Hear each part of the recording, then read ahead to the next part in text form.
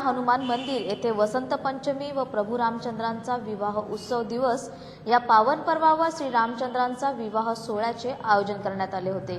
या सोहळ्याने संपूर्ण वातावरण भक्तिमय व उल्हासित झाले होते। जय राम रमा रमणं शमनं भव। भुसावळ शहरातील मध्यवर्ती भागात असलेले वडा हनुमान मंदिर या ठिकाणी वसंत पंचमी निमित्त प्रभू रामचंद्र यांचा विवाह सोहळ्याचा कार्यक्रम आयोजित करण्यात आलेला होता। या कार्यक्रमामध्ये भुसावळ शहरातील नागरिकांनी महिलांनी उपस्थिती दर्शवली। भजन कीर्तन हवन संबंध कार्यक्रमाने संपूर्ण परिसरामध्ये चैतन्य निर्माण झालेले होते।